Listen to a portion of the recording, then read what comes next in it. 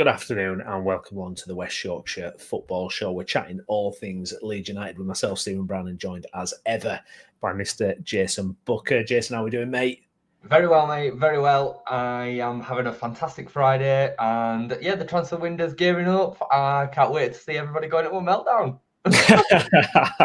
I've got to say, even by Leeds United standards, I've found the online discourse, incredible this week. Absolutely incredible. It tops a lot of things that I've seen, and even new stories coming out of it today. Certain managers being sacked, and then people clamoring for that person to be put in charge. I mean, it's just absolute bedlam. We're going to try and rummage our way through the wreckage of this week for Leeds United. And look, it's been a challenging week. I'm not going to sit here and pretend it hasn't been a challenging week. We lost 5-0 last week to Arsenal.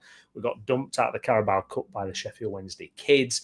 We've got injuries. We've got a new striker missing his penalty and missing a chance. We've got one of our strikers contract terminated or mutual termination. We've had a transfer fall through as well. I think that's where we'll start. Buonanotte. Jason, I went to bed last night and this was meant to be done. A flight was booked, a medical was booked. It was all kind of looking good. And then early this morning, I think it was the first thing I saw on Twitter was rumours of it not going ahead. Bit of a shame, really, in terms of the position. He plays off that right wing, and can do the central attacking position as well. Very talented player. Argentinian, 20 years of age, exciting player. But Chelsea have come knocking very late in the day and they've hoovered him up. What's your reaction to that deal falling through, Jay? Yeah, it's a bit of a gutter because he's a top player and he'd have really given us that option that we needed in the 10 and in the right hand of midfield, potentially either or, depending on how we played.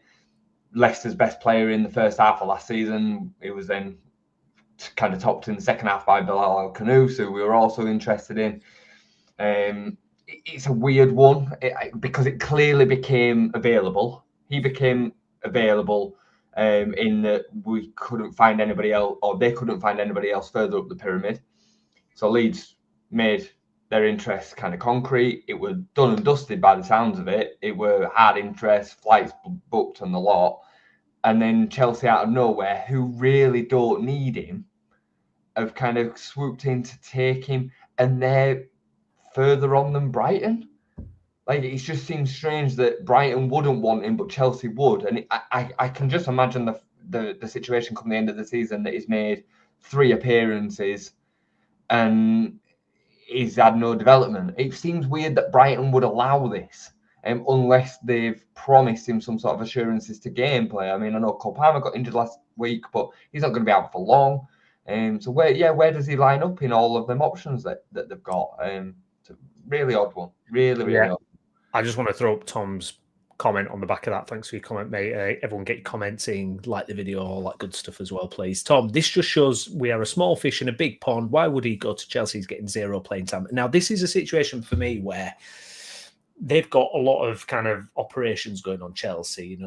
Obviously the link to Strasbourg was there, this multi-club operation that they've got. There's rumours that he'll be loaned out in January to Strasbourg because if he stays in England until January, he's classed as a homegrown player because he's trained in England for 3 years under the age of 21. So there seems that kind of grand master plan. Now, what frustrates me a little bit is if I'm his agent or something, I think there's got to be a little bit more protection for a player, or a little bit more. Do you want to sit in Chelsea's sub-bench and reserves and then get pawned off to Strasbourg either in January or next summer or whatever, or you've got the opportunity to go in, and I'm sure he would have been given, game time assurance at Leeds. Would you like to go there, give it a year where you're going to be playing in a really top level league? It might be a difficult situation like Leicester was last season. I just think some of the moves players make sometimes, especially a lot of Chelsea players we've seen, they just go through that machine. And I know money is a huge factor, but I really think sometimes the agents are letting their clients down a little bit by making these type of moves. I think there should be a little bit more appreciation for how short a career it is, and do you actually want to play football? Because the money's fantastic. Where if he comes to Leeds, it's fantastic money. It's not as if they're short of a bob. I would just like to see a little bit more of that. It does feel like these bigger clubs they hoover up players and then they just spit them out. I think we're past the time of that romantic side of football, aren't we? And it's all of the players are just products. Yeah, they're just a bolt on to these football businesses. I'm not even going to say clubs, the businesses, and I think that's what we're seeing here. I mean, straight away I said in the group chat, like, it just stinks. Yeah, like it just does stink that there's something else at play here, whether Strasbourg are involved in some capacity, that it comes to Chelsea, fills out a quota, and then maybe they buy him in January and gets loaned to Strasbourg or something like that. It just feels a bit funky because he's not ready to be in a team that are going to be potentially fighting for the title. I think Chelsea are going to be right up there. I think they look great.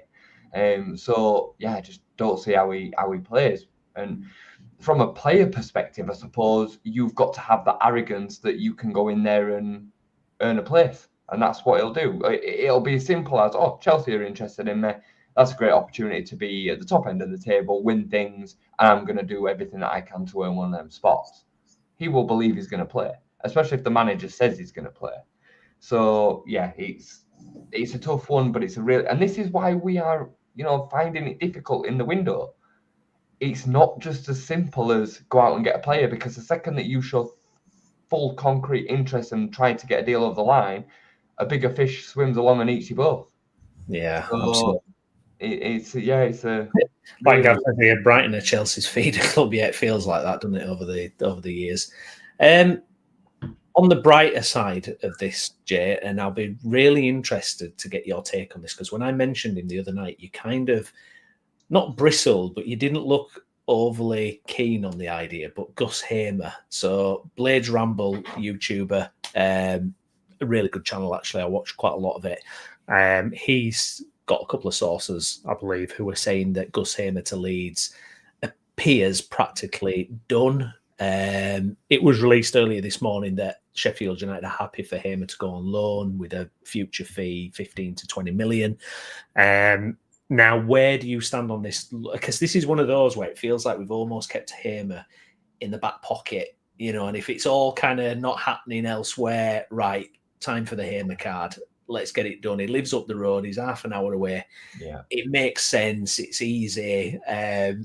But from a playing side and everything, what's your take on it? Same answer that I gave the other night, Brownie. Like, people have been unhappy with the signings that we've made so far because they don't improve the 11, or they are just a sound signing, a 6 out of 10 signing. Yeah. I think Hamer falls right into that bracket. He's not a stretch target. No. I would argue if everybody's fit, he doesn't start. He can definitely come off the bench and change games. I would say that. I think he's got that little bit about him. But I do think there's an attitude issue there. I think there's a bit of an attitude problem. There's definitely a fitness problem. From not just injuries, but actual fitness. I've watched, I must have watched Sheffield United 20 times last season, given the title run. The amount of times that he goes down in the 75th minute with an injury, gets subbed off, and then he's available the next game. That just tells me that he's chucking it in. Yeah, well, he did nothing against Leeds, did he, in those 2 games? I can't remember him impacting it at all. He's definitely got capability, and I would say that he's probably got something about him that our other midfielders don't. But I wouldn't want to hang my hat on him. No, I wouldn't want to rely on him as being the player to keep us up. So again, some fans are going to get gassed by this, I think, and they'll be the same fans that are turning the nose up at Longstaff, or turning the nose up at some of the other players that we've either signed or been linked with. I personally am a little bit underwhelmed by it. I think he'll be a good option, and I'd rather us have him than no one as an addition. But I just don't think he makes that difference. No. Okay. Kevin, good to see you again, mate. Leeds said they wanted Premier experienced player. Hamer, okay signing, but this stinks of desperation. I'll just kind of get my kind of take on how I feel about this transfer window and my mood going into the transfer deadline day. And I think I called it, I did a little TikTok the other day where I was just kind of spewing out my kind of internal monologue on Leeds United. And I called it a perfect storm this week. And it certainly feels like, what it feels like is everything that could have gone wrong has happened in a short space of time that makes it all seem a lot maybe worse than it actually is. You know, the scale of the defeat against Arsenal, the injuries, the transfers, you know, it just feels like every day we're getting bad news. You know, something bad is happening every single day at the moment. And in terms of the window, I mean, I get the feeling that we're not running out of targets, but I just think it's just too close to Monday now for us to really do anything. I can see Hamer coming in. Maybe even, I mean, there's Buendia talk as well on that front. For me, I don't see us doing a striker now. I think that's done. I think the striker thing is over. Manor Solomon, I don't know, would be a bit overstacked on that left wing. I'm worried that, if we had Gus Hamer, great. But I'm worried if that's all it is, it's not going to be enough. And I'm not even getting into whether Farke's enough or anything at this. I don't think he's got enough. If this is it, for me, like the thumbnail says, where are the goals coming from? Who's scoring the goals? I mean, you've signed 2 strikers for free who have poor goal scoring records and poor injury records. And then your other striker is completely unproven at this level. I'm a bit kind of, if we don't sign another striker, and I didn't think we would anyway after getting those guys in, I'm very concerned. I'm really concerned, I've got to say, about who's going to put the ball in the back of the net. I can get on board with this conversation about being concerned on it. The one thing that I flipped back the other way, and Kev put there about Sunderland got the right idea by moving them quick for targets. Would you have preferred us to sign Matt Gray on loan, and that was it? Like that. Sunderland have signed Matt Gray, who's completely unproven at top level, youngster, and they're hanging their hat on him as their number 9. Yet we've signed 2 more established and experienced strikers, one of which has played 200 games in the Premier League in his prime age. Injury concerns aside, I know there's injury concerns there. Like, again, it's not that easy to just go out and just sign a top-level number 9.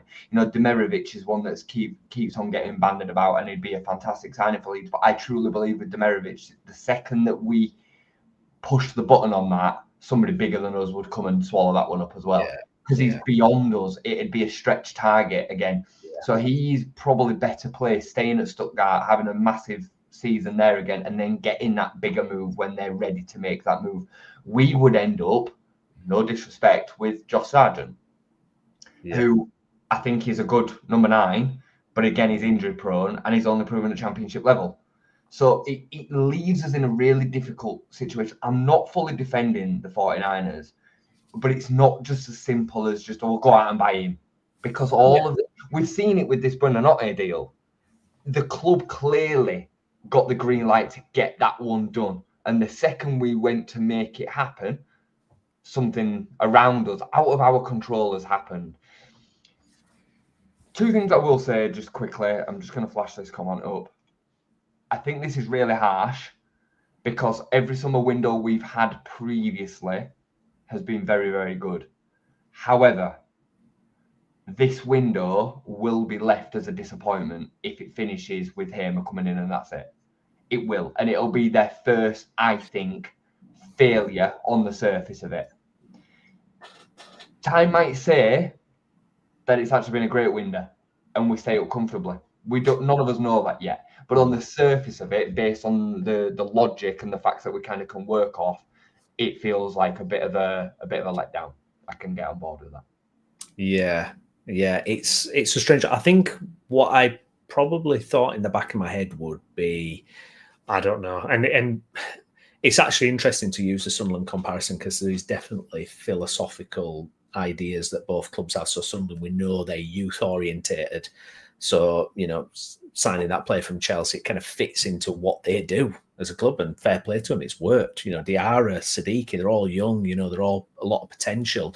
But there's no guarantee that'll work. What we've done, I mean, for example, and I would bloody love it if it happened, if DCL, is putting that ball in the back of the net, if he gets 15 goals or something this season, you stay up. I mean, that's a masterstroke.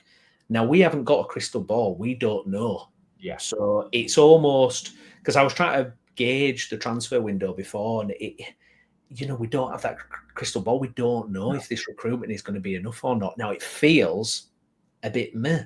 I've got to be honest. It feels meh. It feels 6 out of 10, 5 out of 10, because we haven't got that marquee, shiny kind of player. Or, I thought, there would be a real creative force signed this summer, and that's not happened. And I think that's where a lot of the anxiety is kind of flaring up from. I can get on board with that. Like, I thought there would be at least one statement signing in the attacking area of the pitch, whether that be a 10, a winger, or a striker. And I am surprised that we've got to 3 days before the end of the window without a big marquee 9. I really did think a 9 would come in. Yeah. But I also recognise the fact that it's not just that easy. Every single club in the league wants a top number 9. Every single one of them. And every single club that's going to be selling a number 9 also wants a number 9. You know what I mean? So that they're selling their 9 to wherever. They need a replacement as well. It is the most important position on the pitch. And if Dominic Calvert-Lewin comes off as a good signing, it will be seen as an absolute masterstroke of a deal. So the problem is it's just that you're risking your Premier League survival on it. Yeah. That's where the tricky kind of element comes. But look, like, in the nicest possible way, and I liked Rodrigo at the end, but we spent 30 million on Rodrigo, Spanish international, came with all the fanfare, and we ended up playing Championship Patrick Bamford instead, who we'll get on to talking about because I can't wait to talk about him. Being excited for it. Mm-hmm. So, but you get my point. We went out and spent 30 million quid on Patrick Bamford's replacement and played Patrick Bamford. Yeah. Right? So it's not just as simple as go out and spend 30 million quid and you then have the perfect remedy of a player that's going to then do what you want to do. Nobody would have taken away Patrick Bamford's first season. No. I'm willing to bet you now, and anybody in the chat that disagrees will be lying, because I was there as well. Every single one of you would have replaced Patrick Bamford before a ball was kicked, Premier League season number 1. Every single one of you for a big, shiny new striker. And look how that turned out. And I'm not saying it's going to always turn out that way, but it just proves the point that it's not always as linear as just like, spend 30 million quid, get the striker that you need. No. Simon here, thanks for your comment, mate. Is it a pragmatic window under the circumstances that Leeds United are way down on the Premier League food chain when it comes to recruitment? So I don't blame the recruitment team. Well, this is it. I mean, it's it is not a totally different recruitment team from last year, but obviously Adam Greenwood, it's a new influence in that area, and it feels like a little bit like a stick that they can, fans can beat the club with as well. It's different people and they've failed and everything like that. Yeah. We're not going to know. I'm concerned, obviously, that it's not going to be enough. But yeah, I take your point completely. And you asked a great question the other night about would you want this level of depth, or would you have preferred 5 real quality players instead? And it's a fascinating debate, and I think it's been an unhelpful week that's kind of magnified everything. I am surprised though that nothing is coming through the door. What do you think they'll do now? Do you think it'll just be Hamer and that's it, or do you think they're going to surprise us? Are we going to get something else? Uche, I know that rumor seems to be coming back round again. It's amazing to watch the merry-go-round of rumors and whatnot. But how are you feeling going into that Monday? Do you think they're going to surprise us still? I was hoping in the back of my mind that there's a big one that's going to drop, that's just going to change the perception a little bit, but I don't know. I still think they will. Like, I don't know if it's just wishful thinking, but I've maintained it all the way through that I thought that there'd be the 9 and then this creative player. And I still think there's a fair chance that we see Calvin come through the door on Monday as well, on loan. And I don't know whether that'll still exist after Hamer, because Hamer's going to get more game time in the middle than Buonanotte or El Canus or the other names that were linked would get. They're not going to play as the out and out 8. So, but I could, if the terms are right, it's not going to take much to make that happen. So I truly believe, and I've not heard any rumours, nothing, but I truly believe that Calvin gets done on Monday. I can just see it, because what's he going to do? Just sit there all year? Like, it just won't make any sense. Even if he's out until October, it'd make sense for him to be coming back into our squad than coming back into City's. Yeah, I'm going to play there. So, I see that one happening. I see this creative player. I will be disappointed if it's Hamer. I will. Yeah. I'll still get on board with it and understand, but there's just something about him that I don't. Set pieces though. Could that solve a little bit of that kind of issue for us? Get that, and I get some of the bits that he can bring, and hopefully he'll be a bit of a different player in our system than in Sheffield United. But don't know. I would have preferred a Buonanotte, a more diminutive, kind of reliable, younger player. But when we were in the Championship, I'd have died for Hamer. Like, I thought Hamer was great at the beginning of last season when that were linked. So that was close to happening, wasn't it? We put it late in the day, didn't we, or something? From all intents and purposes, yeah. And then they came out and said that we offered Pirro as a swap deal. It was really weird, wasn't it? All that went on with that a year ago. Yeah. And then, the 9, I still think the 9 happens. I do. I think there'll be something that happens in that area of the pitch. They clearly wanted 4. Yeah. They did. Yeah. Joseph, DCL was the replacement for Joseph. We already had Mecha and we already had Pirro. There's been nothing over the first 3 games that has said that we'll be able to go on differently. We always wanted Rodrigo Muniz. It all depends on whether the player becomes available or not. Yeah. Whether the club is willing to negotiate and do business. You go out and have a look. There ain't been that many number 9s signed. There just hasn't. Well, it's this thing, isn't it? A lot of, you look at Strand Larsen at Wolves, and it's like they're saying we're not letting him go. Fulham saying we know, all these, like you said, they don't want to let their star strikers go, and it's very hard for those dominoes to fall. I mean, Newcastle have had to spend God knows how much on that guy from Stuttgart or whatever. And it'll be interesting to see how, just to get someone, just to get a striker, like, we're going to have to pay, I'm looking at his transfers. His transfer value is about 25 million. Yeah. They're paying 80 million. This is a world that we're working in Browney. Like, do you then want to improve on the number 9 and sign somebody that is a real stretch target and good enough to really improve us? Or do you then go for the risk targets in Calvert-Lewin, Mecha, and I'd put Josh Sargent in there as well. Josh Sargent's going to cost us 25 million. Yeah. And does he improve us? I'm not even sure he does. Yeah. We're not sure, are we? So I do understand, like, as much as I am frustrated with potential lack of movement, and bear in mind, we are on now 11 players signed, I think it is, or 10, 11. We've still signed a full team. Effectively, I do have sympathy for the club, because deals are not that simple to make.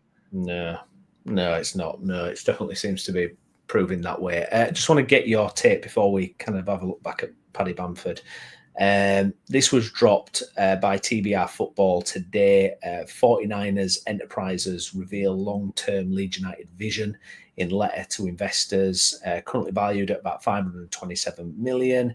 They're looking to exit within 3 to 5 years with a value of plus 1 billion, 260 million revenue target for 25-26, and the 120 million Ellen Road expansion cash injection could be the 49ers last. I mean, nothing too kind of shocking in terms of surprising. We know it's an investment. It's investment. They're looking to, you know, double, triple the money. I mean, God, they bought the club for, well, how much did they buy the club for? I can't quite remember, but 200 yeah, something like that. So that, you know, 3 to 5 years, I was probably like, oh, it's, you know, that's going to come around quicker than we realise. And you know, it's the cold-hearted facts are that this is what they're about, isn't it? You know, they're looking to, you know, that's why there's a lot of pragmatism to what they do. Getting Daniel Farke, you know, they're not looking to kind of break the textbook here, are they? The guidebook. They're looking to, right, what's worked before, what can we do, how can we implement that, you know, and increase our investment. But yeah, I mean, your take on that kind of little tidbit drop in there. Yeah, I mean, you know, the value of 1 billion is only achievable if we're in the Premier League. Yeah. And for a fan, that's all I really care about from my ownership. Like, if in 3 to 5 years they sell us for 1 billion and we're still in the Premier League, thank you so much, 49ers. You've been great. You've given us a bigger stadium. You've taken us back up. You've given us everything that we could have wanted for that transition. Now you sell us to somebody that's going to take us on even further, because the company or business or ownership that buys you for 1 billion are buying you to then take you into Europe.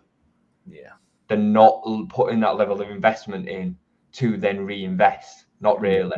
It then becomes the next part. So Gav, it's not 49ers talk again. Like, this is their wheelhouse, right? Like, they are an investment company. The only thing that they really care about is making more money. Now, they do care about giving the value on the pitch, because they recognise the fact that the value for the football clubs comes through that. Yeah, so the reason that they do the things that they do for us as fans is to create value for the football club. I'm not naive enough to think anything other. But it comes hand in hand. Yeah, they have to invest in the playing squad to then make us competitive, to make us be able to still be worth £1 billion. I guess the interesting thing would be, if we got relegated, what happens to that plan? You know, that would be a very interesting thing to see what happens there, because then do they want to keep investing? Do they still do the stadium? You know, it will be fascinating, because they haven't got that, obviously, that emotional drive. It's not about, you know, Leeds, really. It's about an investment. But if that investment's failing, it'd be interesting to see what happens then. You know, we've seen other investment arms and they kind of start to withdraw, you know, when it's not going well, and all of a sudden the club's kind of, you know, a bit dying, really, you know, because nobody cares. Hopefully that won't happen, but yeah, conversation for the future if the worst does happen. Yeah, absolutely. Big news came through yesterday. Then there've been kind of whispers that something like this might happen, because it didn't look like we were going to get a transfer fee for him. He was on a big wage. But Patrick Bamford, after 7 years, has left the club by mutual consent. They've reached an agreement to kind of pay off his contract. Obviously, he won't get as much money as he would if he'd have stayed. But he's gone. Patrick Bamford is no longer a Leeds United player, and it feels like another one of those Bielsa babes is gone, and another piece of the jigsaw, major piece. And yeah, it's kind of, you know, it makes you realise that era is kind of well and truly done, just about. Not many players from it, and certainly not the key personalities. You know, the key personalities, it feels as if they're gone now, really. I know you've got Melier and Struijk who are in and around it then, even Jack Harrison. But, you know, when you think of that Bielsa team, it's Pablo, it's Bamford, it's Ayling, Dallas. You know, it feels like that's gone. And, you know, what a fascinating legacy is left at Leeds. You know, he mentioned it in his video, ups and downs, like the song says, frustrating, also moments. He leaves a 2-time championship winner. But yeah, what's it? Are you there, Brownie?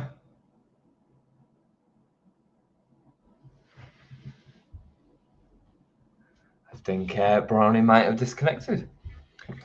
I think he was asking me about Patrick Bamford and my feelings on Pat.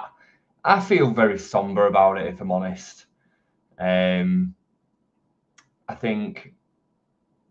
think he's probably the most underappreciated Leeds United player ever, if I'm honest.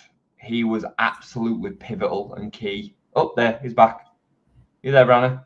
I'm back. There we go. Yeah. Yep, I'm back. You got a tiny bit of delay, but yeah. I was just saying, I feel that Pat is probably the most underappreciated Leeds United player ever. It's certainly of my era and generation, from as long as I can remember to the modern day. It definitely was time for him to move on. It was probably time for him to move on last season, even though he still contributed and played his part.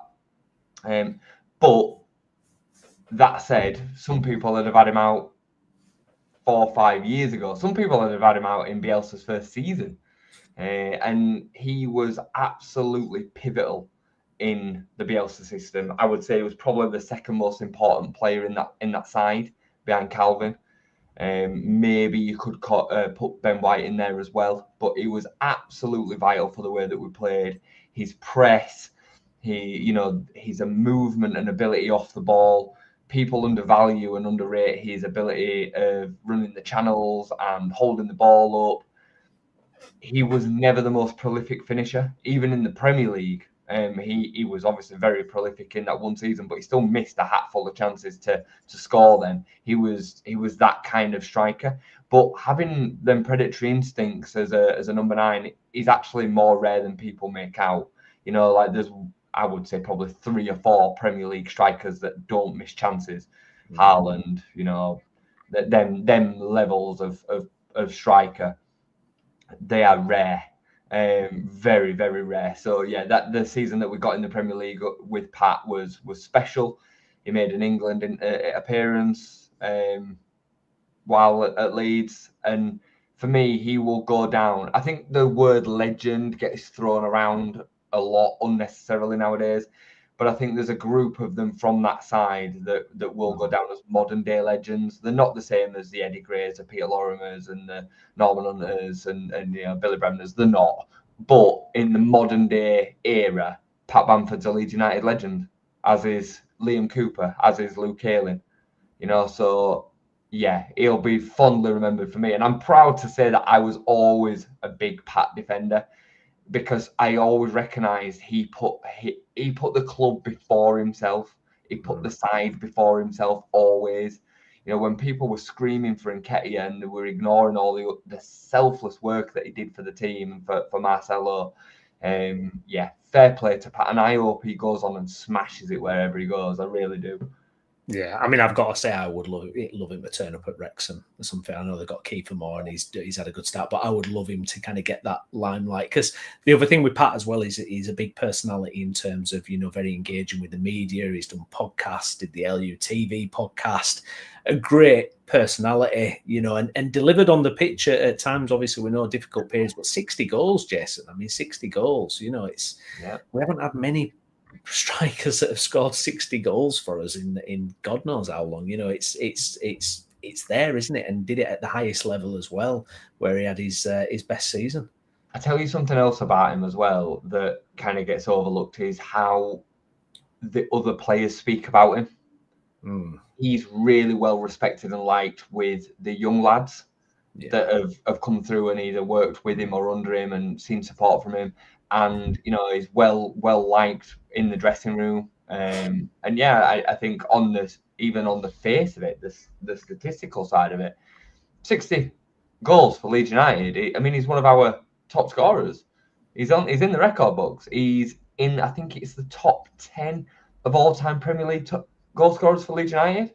Yeah, I think something which like is pretty wild, really, when you think that he only really had a season and a bit in it because of injuries. So yeah, he'll go down.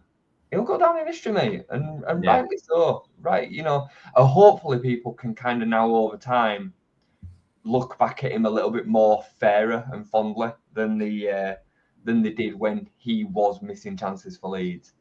Yeah, no, I agree completely with that. Carrying that number 9 shirt for Leeds is a hell of a task. There's others that have come before him that couldn't do it, that had bigger reputations than him. And, some of the names that directly followed him before in the Premier League, I think of Viduka, Robbie Fowler, Tony Yeboah. You know, like you're talking about some serious names. You know, Ian Rush. I mean, look at what Ian Rush did at Leeds. Ian Rush was one of the greatest Premier League strikers ever, and he struggled like crazy carrying the Leeds United shirt. Yeah. You know, and then since then, some of the names that we've had that completely crumbled under pressure. You know, so he carried that all and dealt with it admirably, I think. Yeah, absolutely. I do think there's a little bit of a story as to the departure as well. I think he hinted about not, he's going to take time to process the kind of departure. And I even remembered I picked up on the Fozcast that he did where he kind of, he didn't really say much about Farke other than almost hinting that he has his favourites kind of thing. And, look, when you're not getting played, you're always going to have that bit of tension there. Of course, he mentioned Bielsa as well, who, made the difference. I think that clip of them in training, where he scores that amazing goal and Bielsa runs over to him. I think that'll be like kind of the enduring image, really, of Bamford's time there. I do think the comment on the departing message is interesting because he mentioned something in the interview that he had with the American broadcasters. Have you seen that one? Yes. Yeah. Where he basically said that he was looking forward to a Premier League season. He said the same on the Fozcast. He said the same on the Fozcast. He said he felt like he was better in the Premier League than in the Championship, more suited to his game. It almost feels as if Daniel Farke has said to him, "You've got a place," and now you don't. Yeah, that's what it feels like. It feels like on the second day of training, it was a big shock to Pat that he was then excluded from the group. Yeah. And I get that. I can believe that. I'll be honest with you, I can. Like, I'm not going to sit here and just be a blindly defend Farke if that I don't believe it. I think that is very much probably the case. But that happens. It's football. Yeah, absolutely. So yeah, I'd be interested to hear that and know that one day. But we can't honestly say that we wanted Pat in the Premier League. No, not even really as a backup. No, I think that's right. I think that's right, and I think it's it's ended at the right time. And look, we've got the image of him playing guitar, on the parade, end of the parade night, and that's the perfect ending, really. Good stuff, Pat. I'm sure LUTV will be on that, and he's going to be around the club in when he's retired and whatnot. The club have said he's welcome back anytime. He certainly will be. I can see him doing the media stuff. To be honest, I think he'll be an LUTV type of guy and stuff, and it'll be great. And I think like you say, over time, I think people will realise what he achieved and what he meant. It's hard to believe that it was like 24, 25 when he signed for us. I know, that's crazy, isn't it? It makes me feel really old, but yeah, like 31 now, like completely different, look about him and everything. This scrawny, fair-faced and fair-haired lad, and he's just had so many ups and downs at Leeds, like you said, and like the song says, and I just feel so fondly about him. I've always really liked him, and I always thought he was treated so badly at Leeds. He just missed a few chances. That's it, ultimately. But he never gave anything else other than everything that he had. And he had injuries. He had injury problems. Remember when he injured himself celebrating at Brentford at home? Oh God, yeah, you just despaired, didn't you? Absolutely despaired. Got our goal of the season though, didn't he? Win it last season in the FA Cup or the season before? The amazing Peterborough. It was the season before because we had Archie's in the background going like, oh my God, like and it didn't even win. It didn't even win the Puskas Award, did it? Like Garnacho won it. It was ridiculous. One of the best goals I've ever seen. I mean, the technical ability to score that goal is unreal. Unreal. He did have a good technical level, didn't he? I remember one of the first appearances I saw, and the way he stroked the ball, it was like, oh, he's got something about him. He's got. Remember the goal? It's been on the highlight reels of a couple of the videos that have been banging about the goal away at Preston. When he takes a 1-2, I think it's Pablo, and he takes a touch from about 40 yards out, brings it onto his left foot, and just whips it right into far corner. It's a beauty. Lovely goal. Loves it. Yeah, he's got some absolute belters, hasn't he, to be fair, Pat? Yeah. Good stuff. Excellent. Okay, well, just kind of on the back of that, and we've mentioned Daniel Farke there, I don't want to kind of go into it too much because I think it's had enough oxygen, but the whole Farke talk this week, Jason, I mean, it has just been absolutely staggering. I mean, we both put out videos on TikTok, certainly yours as well, in kind of a defense of Farke and just, highlighting a bit of the lunacy that's going around at the minute. I mean, I am absolutely shocked at some of the stuff that's gone around this week. It's absolutely bonkers. And Jose Mourinho's been sacked by Fenerbahce, and straight away people are like, get Farke out, get Mourinho in. Now, I think you and I have a different opinion of Mourinho at the minute. Whereas if Farke ended up leaving in 5 or 10 games, you would love Mourinho to come in. I'm guessing. No, not for me. I think you're completely the way. I think he's a done manager, to be honest. I think it's but the discourse around Farke this week. I mean, I find he's won 1 out of the 2 Premier League games so far. I can't believe some of the stuff that's swirling around, Jason. I mean, it even for Leeds, I find it absolutely unreal. Well, it just again points towards the agenda, doesn't it? And it points towards the fact that they just don't like him. There's more at play than them being fearful that Leeds are going to go down as a consequence of him being there. Like, there's no evidence to back that up. No. And people will say Norwich, it was a long time ago, different circumstances, completely different kettle of fish. Now, you might get proven to be right, but as the land lies now, you are completely out of order, in my opinion. I think it's bad for the morale, bad for the dressing room, bad for the players. Like, sure, Ramazani would have been glad of a different manager for having a different opportunity, but like, all managers are going to make decisions that you don't agree with in one way or another. Marcelo made loads of them. I mean, we're just talking about Eddie Nketiah. Eddie Nketiah, came in. He was the one that every fan wanted to start. He played so little, Arsenal recalled him. Yeah. You know what I mean? And there's others. I mean, Tyler Roberts,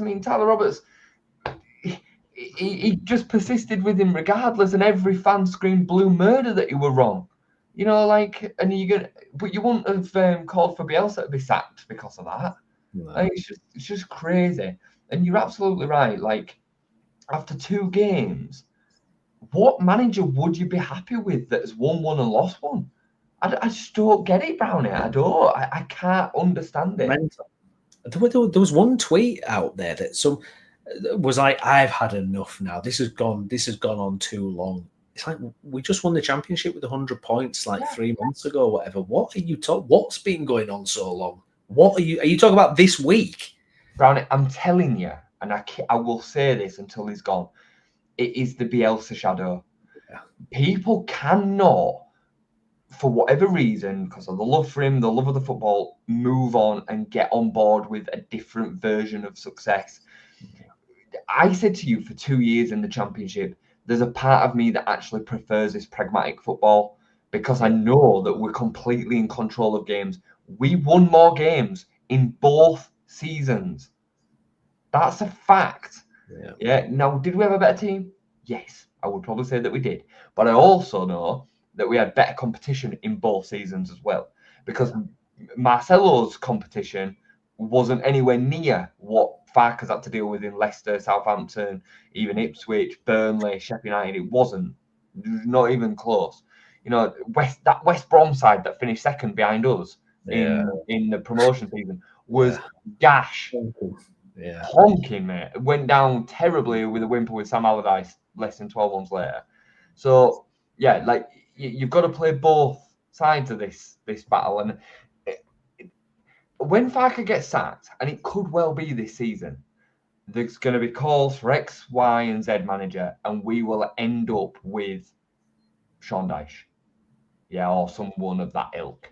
Maybe Mourinho. Mourinho might not be unrealistic at this stage of his career. He said himself, didn't he, about joining a Premier League team? So. Joining a bottom half Premier League club. It was almost like you were talking to us. It was really weird.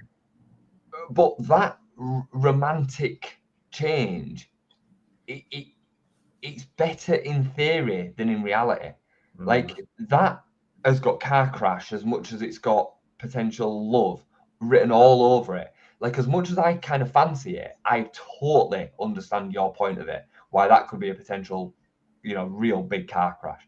So, yeah, I Gav's put there, we need Iriola type when Farke departs. That's a flash in the pan potential opportunity. Like, that doesn't always happen. Yeah, It doesn't. absolutely. For every Iriola, there's a Jesse Marsh or whoever else. When Wolves went and got Bruno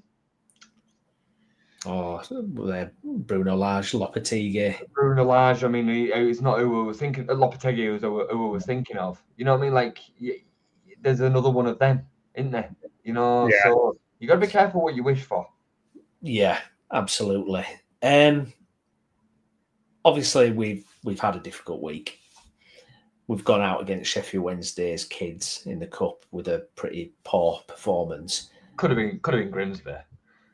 Yeah. By the way, how amazing was that? Yeah, loved that. Puts it in perspective, doesn't it? Going into the game at the weekend against Newcastle, and we saw them Monday night against Liverpool, 10 men, and they battered Liverpool. Really, they absolutely battered them. Now, I think I've seen today Tonali is going to be fit for tomorrow, unfortunately. So it's not going to be as depleted as we were hoping. But they've got depth anyway, depth in strength. I'm a bit worried on a lot of fronts tomorrow, I'll be honest. The injuries in midfield, Tanaka and Purdue missing. The fact that at the top end of the pitch, who is going to put the ball in the back of the net for us, if anyone? What's going to be the formation? And also for Farke himself, I mean, if we come out of that game, I'll lay my cards right now. I'm expecting a 1 or a 2-0 loss, I think. And I've got a feeling we won't even really lay a punch on Newcastle. I think it will be pretty much a standard game for them. My concern is if it gets worse than that again, like it did against Arsenal. And that's one of the things looking back with the Arsenal game that was so disappointing was the collapse. Now, I mean, the timing will be absolutely horrendous. I mean, if that happens, I mean, if we get humped on Saturday, if it's a bad score, and I class a bad score or a noticeable score, kind of anything above 4. if the goal difference is above 4, it starts to get a bit silly. Going into then the transfer window closing on Monday, I think it'll be hell on earth if that happens. But going into that Newcastle game, what's your thoughts on how do you think we're going to compete? What do you think Farke's going to do? And have you got concerns about Farke himself? I mean, I'll feel for the guy if it's a bad loss. Jesus, the noise is going to be so loud. I mean, yeah, if you're talking 4 or 5-0 at Ellen Road, you'd have a problem. You'd have a real problem on your hands. Yeah. Even when we were getting tonked a lot, it very rarely happened at Ellen Road. Yeah. I would be worried for him on the back of that because the noise would be so loud. I don't think it'd make a decision difference to the club. I don't think they're going to sack him after 3 games regardless. I think they will have very much separated these kind of games into blocks, and I think we'll already have had the points on the board that they wanted after 3 in 3 points. So I just would worry that it'd be a long way back to come from, which seems mental if he took another drubbing. I think it's vital for him and for our kind of own sanity that we show up on Saturday with a performance that we can be proud of, even if it's a losing performance. It's got fight, it's got determination, it's got defensive, resolute characteristics and attributes. We are probably looking a little bit more possible to create chances. I'd like us to see us having 1 or 2 chances more on goal than we have had in the last 2. I'm not going to count Everton in that because I think we still did create enough against Everton in what was always going to be a tight game to be all right with that. So yeah, I think it's got all the hallmarks of being pretty key, but it's about the way that we go about it. Newcastle have not won away from home in 8 games either. It goes back to It's like April or something, Leicester. Early April when they play Leicester, yeah.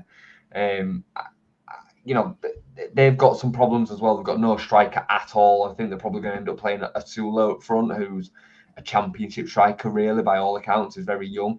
Tonali will be in, but Joelinton will be out. Anthony Gordon will be out. Shah is out. And they're not unbeatable. They have been very, very good, but they're not, like, impenetrable. You know, you're playing a weakened version, aren't you? The team, they ain't got Isaac and Joelinton. So you know, if you're ever going to have a chance, it's going to be now, isn't it? This isn't playing Arsenal away. No, you know, Arsenal away and Liverpool away, I would probably say are going to be the toughest games that we have all year.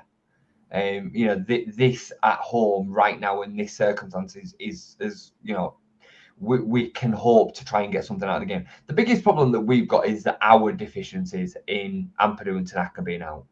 Yeah. That battle.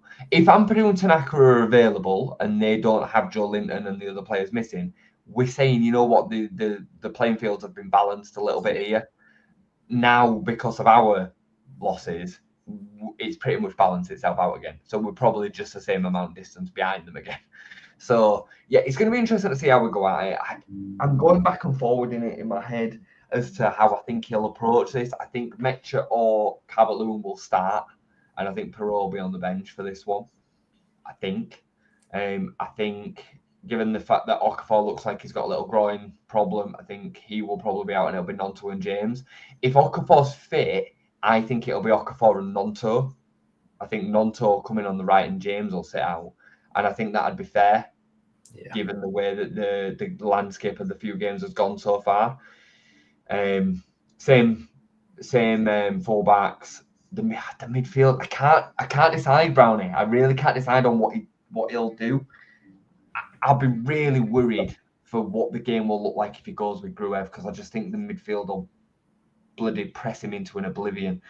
I would go Stack, Longstaff, and Brendan. I know people will go mad at that. That's exactly what I do. I would. Go for that 300%. Sure, Brendan's going to get bullied physically, but Brendan at least will put himself around. He'll be buzzing. He'll be nicking in and winning them balls. It's about more than just on the face of it attributes. He will be on it constantly, and we need a little bit of that in there. So yeah, I'd go with that, or I'd go with Biol in there as a back three, and him playing between the DM and the centre backs, and play Pascal at left centre back. And play Stack and Longstaff. Yeah, I support Farke, but he's got to help himself with this one. If we see Pirou on that team sheet, I'm worried. If we see Gruev on that team sheet, I'm worried again. Gruev versus Bruno. I mean, it's not a contest. I agree absolutely. I think you've got to have a bit of power in there. You've got to have that kind of physical capability. I would absolutely stack Longstaff, and like you say, the energy of Brendan as well, I think could be vital. This is where, as a manager, you've got to. It's that step up, isn't it, in the Premier League? You're a couple of absences. You got some tough decisions to make. It can't be about favourites. It can't be about Pirou. You know, it just can't be. I think if Pirou, because the thing is, Everton, we played fantastic, but I do think there was a little bit of, we were allowed to play a little bit as well, because I don't think they'd sorted themselves out either. You know, they didn't have fullbacks in that game, proper fullbacks. Yeah. I think we were allowed to do our thing a little bit. And that's why Pirou had such a good game, because he was given the opportunity to, you know, switch the play and everything. I just don't think that's going to be the case tomorrow.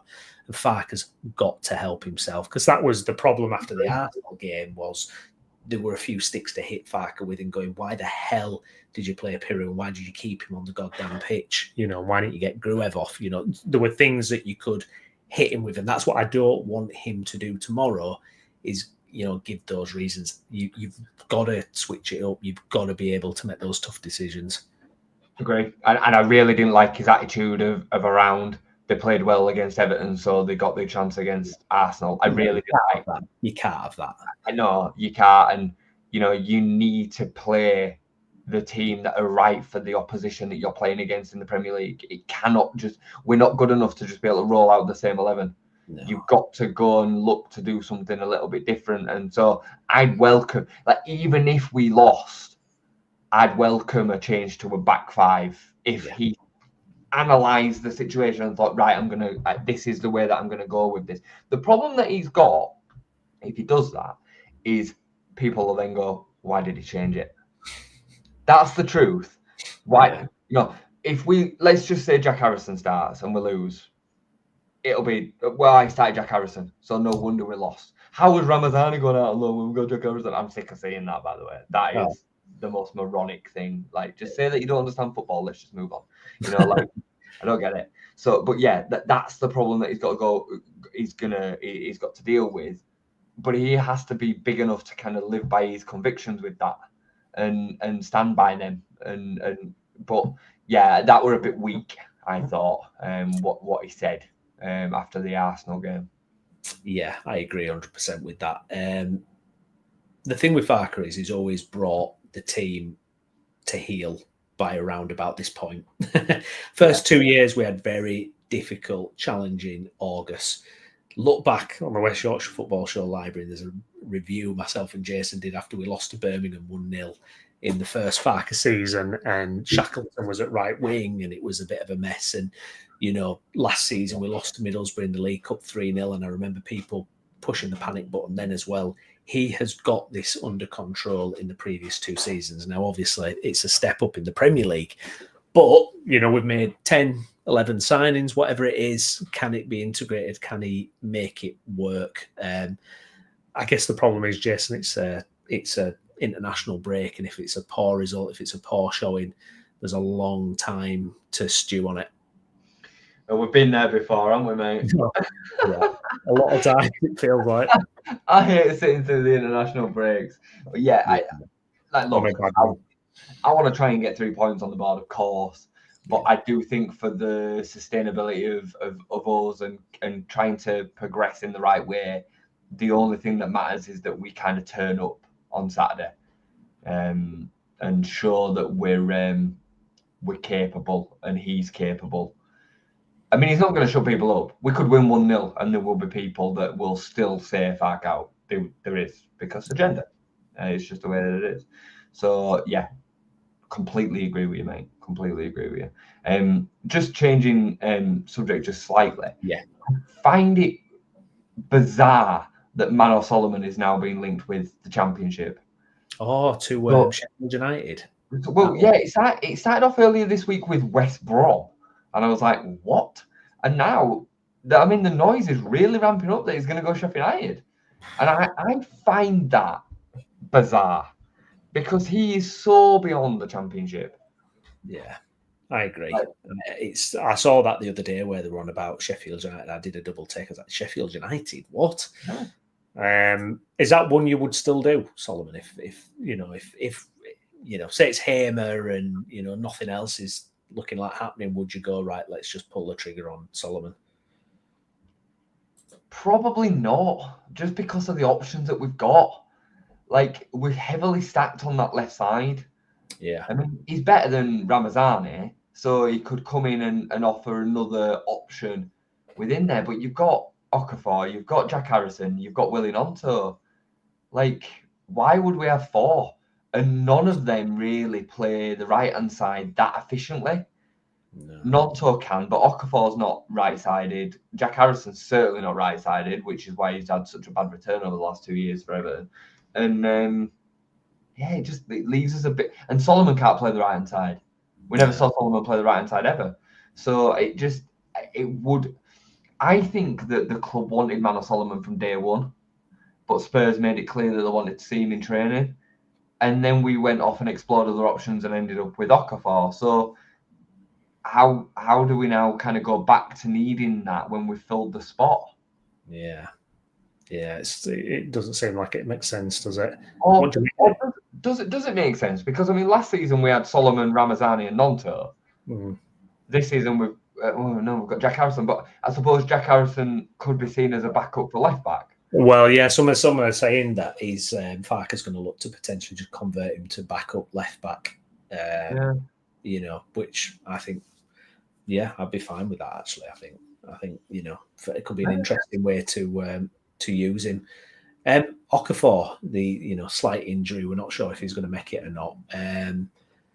What do you think about that kind of situation? I mean, I think on reflection, I would have expected a little bit more against players that had not even played a professional game the other night. But he's come back from a kind of rusty period. I mean, do you think this is kind of this is one of those, isn't it? Really, if we had that crystal ball and we could look forward and see what impact he's made, but it's tricky to say, isn't it?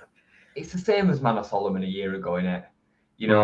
He came in at the team, was rusty, was responsible for the goal that Burnley scored against us, had a slip and took him a bit of time. Then he got a little knock and came out, and then he came back in again. When you've been out for a long period of time, these other little injuries start showing up, and it's part of the rehabilitation. It's what happened with Pat for 2 years. He had the Achilles plantaris or whatever it was called on his foot, his heel issue. Then when he came back, he pulled a hamstring. Then he'd come back and he'd pull a groin. And I think that's what we're probably seeing here. We've just got to be careful again not to just burn it all to the ground because of one little niggle. We'll survive without him while he comes back, and I'm sure that he will offer us more than the other boys will. I mean, people trying to say that Okafor offers us nothing more than Ramazani. It's mental. I mean, you're talking about a player that's won the Serie A for a start. I know he didn't play very often, but Napoli still saw him as good enough. AC Milan saw him as good enough to sign him. He's played 29 times for Switzerland. Like, come on, like, what are we doing here? And he's the same age as Ramazani. And people are saying that Ramazani's gone to Valencia and they're a better team than us. Valencia survived relegation by the skin of their teeth last season. They were rock bottom for most of the year, and then got a manager in that kind of turned it all around. They're not the Valencia that we remember from the Champions League days. Yeah, and it'd be interesting to see what he actually does there. Let's see what he actually does there. Skip, tying up something that you mentioned earlier, Jay. Don't know how reliable Give Me Sport are, but they've just put out saying KP is expected to return to Ellen Road on Monday on season loan. Leeds willing to pay 50% of his 140k wage. I know my shit. Sorry. I mean, look, I'm not trying to say I got a crystal ball with this, but it just makes so much sense. Yeah. It makes so much sense because otherwise Manchester City are going to have an unregistered player just sat taking X amount of money for 6 months until January, and then he might go. I saw Gav put earlier about him having a poor season with Ipswich last season. I mean, he had bad bits and he had all right bits from what I've read, but Ipswich were terrible and went down. And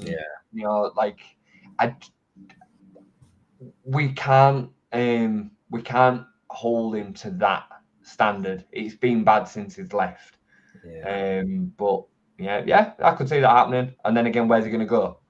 He'd come back to us, wouldn't he? It would. It'd make sense. He'd come back to us on a 2-year deal, minimal amount in terms of contract. Calves will be happy because he's got a massive juicy payout from City, and then he'll take 40-50k a week from us, probably something like that. Just makes a lot of sense. Yeah, and just before we wrap up as well, I'm seeing apparently Leeds front runners for El Canoes as well, but we've heard that kind of thing before. Well, I've seen bits banded about. I mean, El Canoes has now found himself in a real sticky situation, hasn't he? Because I think the deal to Leeds could have been done weeks ago, but then he's waited for Spurs, and Spurs have gone in a different direction on the back of trying to get Eze and all that happening. They're now signing Javi Simmons, which I think is an awesome signing. Can't wait to watch him in the Prem. And then Palace have kind of kept him tidied over as well, but then not been prepared to pay 35 million, and they've gone in a different direction. Now, you see, like, if we really wanted El Canoes, this will be the opportunity for the 49ers to show the fan base that do doubt them that they're not tight. Because I think they've been prepared to pay the money for the right player.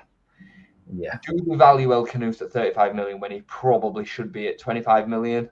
That's the question. I think there has been Pajau and I think Kamwa.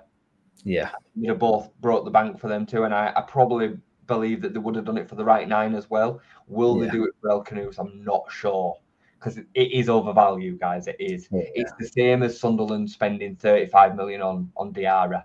Yeah. He's over the odds, way over the odds.